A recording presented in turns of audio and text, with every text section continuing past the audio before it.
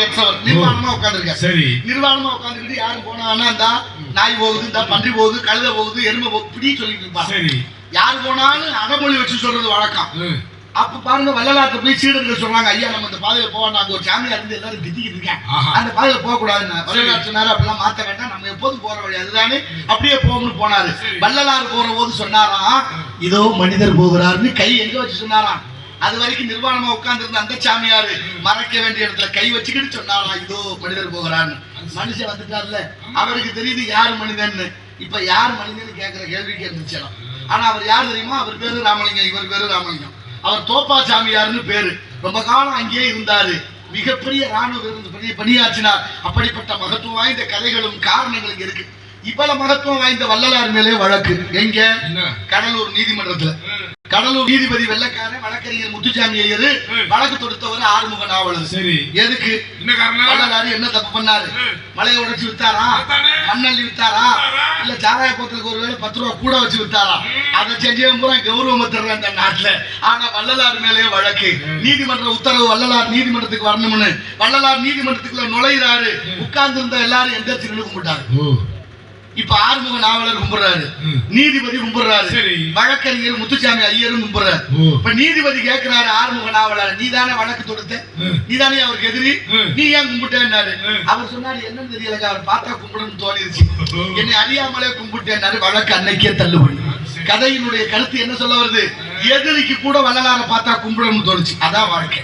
இன்னைக்கு சில பேரை பார்த்தா கும்பிடுறோம்ல, நல்லா இருக்கல தம்பி, நல்லா இருக்கல கேட்கறோம்ல.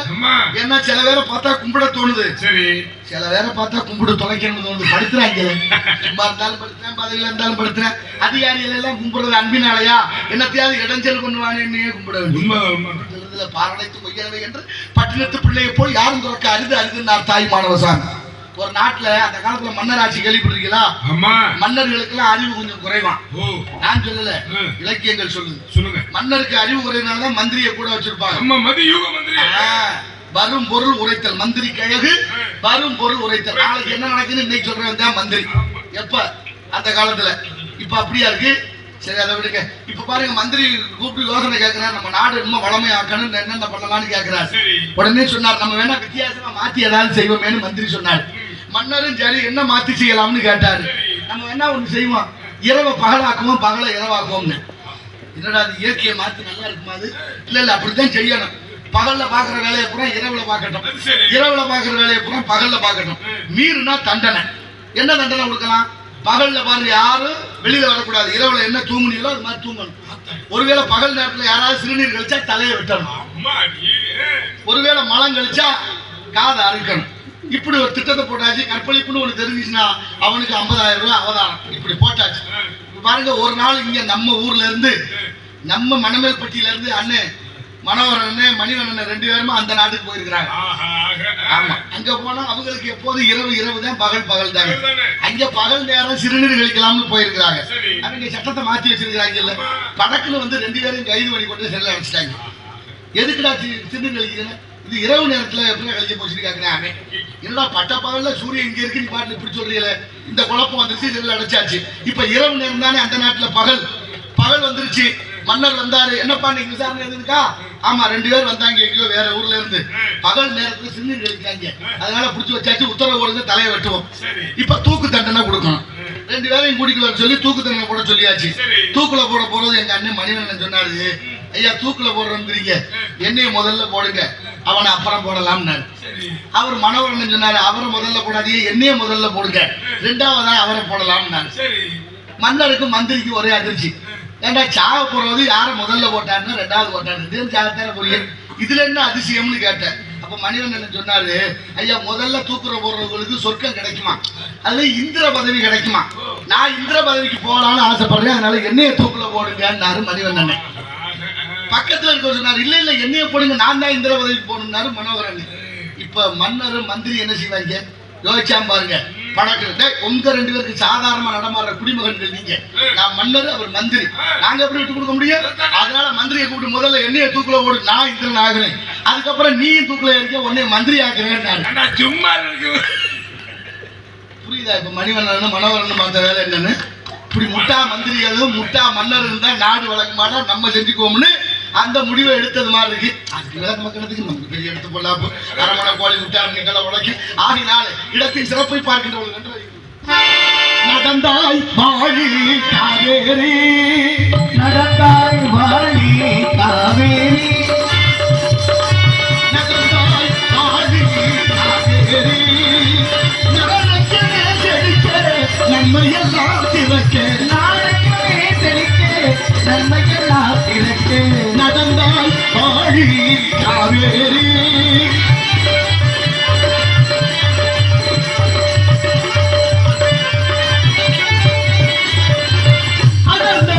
தொடரில் அவதரித்தாய் அடந்தவளை தொடரில் அவதரித்தாய், இந்த அழகு தமிழ் நிலத்தை அலங்கரித்தாய். அடந்தவளை தொடரில் அவதரித்தாய், இந்த அழகு தமிழ் நிலத்தை அலங்கரித்தாய்.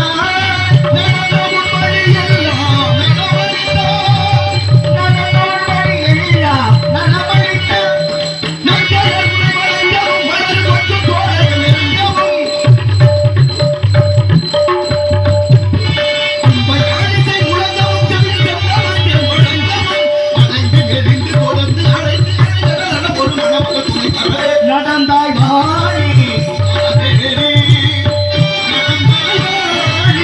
காவேரி, நடந்தாய் வாழி காவேரி, ஆனந்தமே செழிக்க நன்மைகளாம் திறக்க, ஆனந்தமே செழிக்க நன்மைகளாம் திறக்க, நடந்தாய் வாழி காவேரி.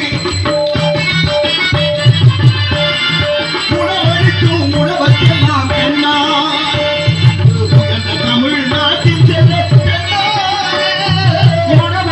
உணவற்கெல்லாம் கண்ணாக, அன்பு உயர்ந்த தமிழ்நாட்டுக்கெல்லாம் பெண்ணாக, உணவெல்லாம் பாராட்டும் பொண்ணாக, உணவெல்லாம் பாராட்டும் பொண்ணாக, அன்பு பொங்கி வரும் காவிரியே ஆடியவே, அன்பு பொங்கி வரும் காவிரியே ஆடியவே, நடந்தாய் வாழி காவேரி,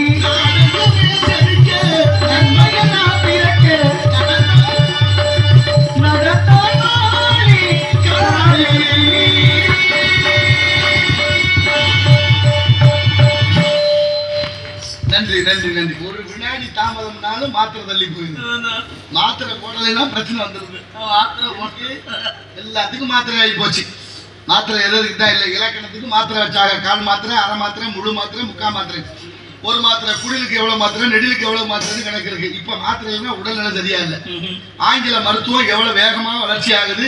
மருந்து மாத்திரை தரமா இருந்திருந்தா மாத்திரை கடைகளும் குறைஞ்சிருக்கணும், மருத்துவமனையும் குறைஞ்சிருக்கணும். காலில் லேசா விரல்ல புண்ணு வந்துச்சுன்னா விரலை வெட்டுன்றாங்க. சிறுநீரகங்கிற கிட்னி கட்டு போச்சுன்னா மாத்தணுங்கிறேன் ஆங்கில மருத்துவம். எதையுமே முழுமையா சரி செய்யறதுக்கு இங்க மருத்துவம் இல்லை. ஆனா எல்லாத்தையும் சரி செய்யற மருத்துவம் எது இருக்கு? நம்ம கிட்ட சித்த மருத்துவம் இருக்கு. எல்லா அரசு மருத்துவமனைகளிலும் சித்த மருத்துவம் இருக்கு, சித்த மருத்துவ பிரிவு இருக்கு. ஆனா அதை கொண்டாடுறது இல்லை, அதுக்கு பெருமை இல்லை, யாரும் அதை பயன்படுத்துறதே கிடையாது. ஏன் பயன்படுத்தல? ஏன்னா அங்கிருந்து ஒரு கமிஷன் வர்றது இல்லை. அதான் பிரச்சனை. இங்க என்னென்ன சிக்கல் இருக்கு தெரியுமா?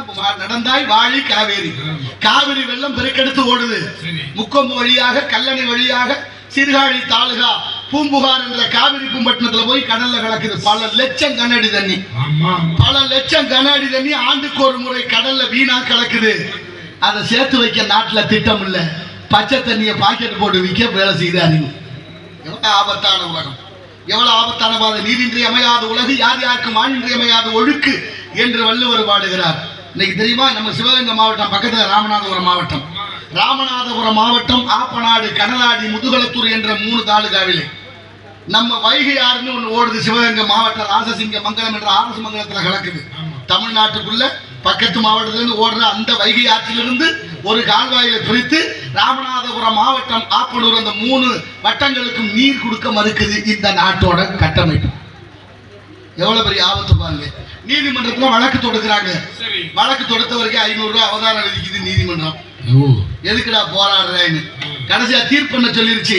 வைகை ஆற்றில இருந்து ஒரு துளி கூட அந்த பகுதிக்கு அனுப்ப முடியாது என்று தீர்ப்பாணை வழங்கி விட்டது நீதிமன்றம். பக்கத்து மாவட்டம். அப்ப 79 ஆண்டு காலமா அந்த நாட்டை ஆண்டவர்கள் பக்கத்து மாவட்டத்துக்கு தண்ணி வரலைங்கிற கவலையோ அதை பத்தியோ இல்லை. இன்னைக்கு சிவகங்கை மாவட்டம், ராமநாதபுரம் மாவட்டம், அங்கிட்டு விருதுநகர் மாவட்டம், 3 மாவட்டத்துல விஞ்ஞானிகள் அதிகமா இருக்கா தெரியுமா உங்களுக்கு? தண்ணி குடம் எப்படி தூக்குனா அந்த காலத்துல? தலையில ஒரு குடம், இடுப்புல ஒரு குடம், கையில ஒரு குடம். தாய்மார்கள்லாம் இடுப்பு வைக்க தண்ணி குடம் தூக்குனாங்க. இன்னைக்கு எப்படி தெரியுமா? தண்ணி குடம் தூக்குறதுக்கு புதுசா ஒரு வண்டி கட்டி பிடிச்சிருக்காங்க. எவ்வளவு பெரிய விஞ்ஞானம்! அந்த வண்டியில 6-7 குடம் வச்சு தள்ளிட்டு போகலாம். 6 குடம் 7 குடம் வச்சு. இப்ப இன்னொரு தெரியுமா உங்களுக்கு? கல்யாணம் பண்ணி பொண்ணு கொடுத்தாக்க பொண்ணுக்கு சீரு அந்த வண்டி வைக்கிற அளவுக்கு மாறி இருக்கிறோம். இவ்வளவு காலமா இப்படி தண்ணி இல்லாம தடுமாறுறமே, தண்ணியை கொண்டு வந்து சேர்க்கணும். நாட்டுல தண்ணி இல்லாம இருக்கான்னு பார்த்தா இருக்கு இருக்கு. செய்ய மனசு வரல. காவிரி கூட்டு குடிநீர் திட்டம் 3 நாளைக்கு ஒரு தடவை தான் வருதா ஆப்பனாடுது. அங்க ஒரு நூல் வெளியீடு செய்தார்கள், மண்ணறம் என்ற நூல் வெளியீடு. அந்த மண் அறம், இந்த மண்ணுக்கு ஒரு அறம் இருக்கு, அதை மீறுகிறான் மனிதன். எங்க போய் சொல்ல? ஆண்டவன் படைப்புல எல்லாருக்கும் 6 அறிவு இருக்கு நினைச்சுக்கிட்டு இருக்கிறான். சில பேருக்கு 5 அறிவு இருக்கான், சில பேருக்கு 4 அறிவு இருக்கான். மாவும் மக்களும் ஐயர் வினவை என்பது தொல்காப்பியம். கம்பரே பாடுறாரு, மக்களும் விலங்கு ஒண்ணுன்னு. சில வீட்டுகளில் போய் பொம்பளை ஆளுகளை கேட்டு பாருங்க, ஏமா அவங்க வீட்டுக்காரங்க? ஆமா, அது அங்கிட்டு தான் திரியும். இப்ப என்ன இருக்கு? வரணும். அப்புறம் அது வரும் திரியும் அப்படின்னா என்ன அர்த்தம்? எப்படி பாத்தீங்க? ஆடு மாடுன்னு ஆகி போச்சா? அறிவு சேர்ந்த பெரியவர்களே, ஆடு மாடு அட்டை அரணை பாம்பு பள்ளி ஒட்டகம் ஓனை அத்தனை இப்படி வளருது.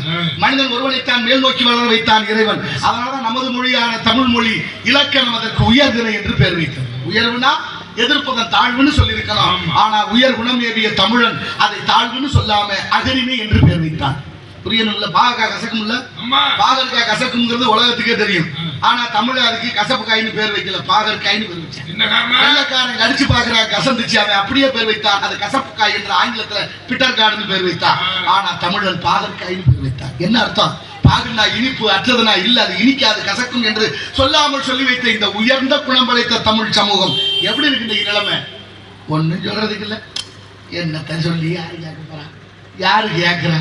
உனக்கு என்ன வேண்டாத வேலை? வந்து யாரு பாட்டை பாட்டியா போகாம யார்கிட்ட திருத்த வந்திருக்க நீ? நாங்க இன்னும் கெட்டு போனாலும் போவோமே தவிர உங்களை யாரா அதெல்லாம் அதை கேட்க ஆரம்பி நினைச்சு பாருங்க.